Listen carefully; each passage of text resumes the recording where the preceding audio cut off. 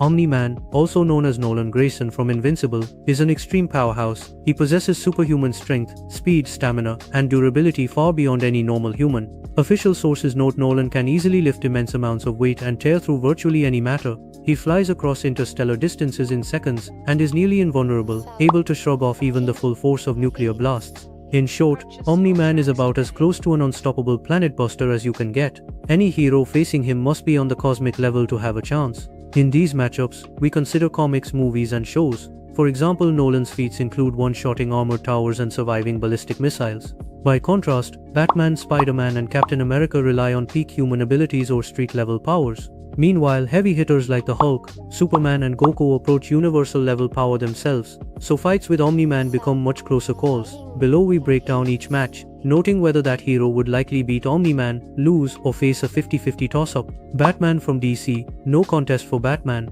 Batman is peak human, he has no superpowers and relies on gadgets, training, and toughness to face opponents. Even with a brilliant strategic mind and full gear, Batman's best feats, like subduing supervillains or resisting bullets with his suit, are microscopic compared to Omni-Man's. Omni-Man can strike faster and harder than any bullet or gadget Batman has. In practice, Nolan would simply overwhelm Batman physically. One punch could bypass even Batman's strongest armor. Put bluntly, Omni-Man would stomp Batman effortlessly.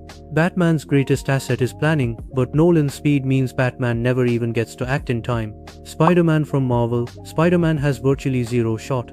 Spider-Man does have the classic spider powers, superhuman strength, speed, agility, reflexes, and durability, but only at the level of a very strong human. He can lift cars, dodge bullets, and move fast, but Nolan's differences are astronomical by comparison. Omni-Man can fly away and casually rain punches that would destroy concrete and steel. Spider-Man's spider sense won't even register Nolan's strikes because Omni-Man's reactions and travel speed are far beyond human or arachnid senses. In short, Spider-Man might quip about strategy, but Omni-Man wins with ease. Captain America from Marvel, zero chance for Captain America. Steve Rogers is a super soldier. His serum grants him peak human plus 5%, so he exhibits superhuman strength, stamina, agility, and reflexes, and can even shrug off hits from Spider-Man or Iron Man. But Omni-Man's punches are on a totally different scale. Captain America's vibranium shield can block many attacks, but Nolan punches like planetary wrecking balls. The most heroic thing Cap might do is survive a couple of blows, but he simply can't hurt Omni-Man. In gameplay terms, Cap might land a solid block or two, but Omni-Man would consistently break Cap's defenses. There's no mysterious weakness Nolan has for Cap to exploit, so Nolan wins flat out. The Hulk from Marvel, wild cards make this a toss-up. The Hulk's strength grows with rage. In his Worldbreaker state he has planetary feats. He literally destroyed a planet when fighting Red She-Hulk. That level of raw strength is roughly in Omni-Man's league. Hulk also regenerates from any injury and has nearly infinite stamina. However, Omni-Man is a trained Viltrumite warrior, meaning he has centuries of combat experience against tough foes. Nolan also has better speed and precision. In a normal encounter, Omni-Man's skill and agility could let him dodge or bait Hulk, and even outmaneuver him in battle. Nolan's toughness means even Hulk's strongest punches take time to wear him down. Hulk's best punch might dent a skyscraper. Omni-Man has taken nuclear explosions head-on. On the other hand, if Hulk really lets loose, Omni-Man might sustain enough damage to make it a fair fight. Ultimately, it's a close call, 50-50. A non-enraged Hulk is no contest, but a raging Worldbreaker Hulk could potentially overpower Omni-Man. Most fans would argue it's a stalemate. Maybe Nolan's experience edges out Hulk slightly, but it's definitely one of the tightest matchups. Superman from DC, nearly even odds. Superman is Nolan's closest analog. Both have Superman-ish power sets, flight, heat vision for Clark, and energy blast for Nolan in comics. Superman is typically portrayed stronger and faster than Omni-Man across many versions of the lore. For example, classic Superman has feats like shifting planetary orbits and flying faster than light, whereas Omni-Man's recorded feats top out at lifting continents and surviving nuclear blasts in the comics. Modern Superman has superhuman strength, speed, agility, stamina, and durability, and is often planet level or higher. Omni-Man was powerful enough to puncture Viltrum's planet with help, but Superman recalibrates universes. He even tanked the destruction of Krypton. On balance, Superman likely matches, or slightly surpasses Omni-Man in most stats. The deciding factor is speed and skill. Superman's speed once outran a cosmic ray and rivals Omni-Man's, and Superman also has more energy powers. In a straight fight, this would be insanely close. Many sources lean toward it being effectively 50-50 depending on interpretation of scaling. A knee-jerk might say Superman wins because he's shown higher feats, but Nolan's ferocity and fight savvy plus the ambiguity of comic scaling keep it even. Result 50-50. Goku from Dragon Ball. Likely Goku edges it, but it's still contentious. By the peak of Dragon Ball Z and Super, Goku operates on another level.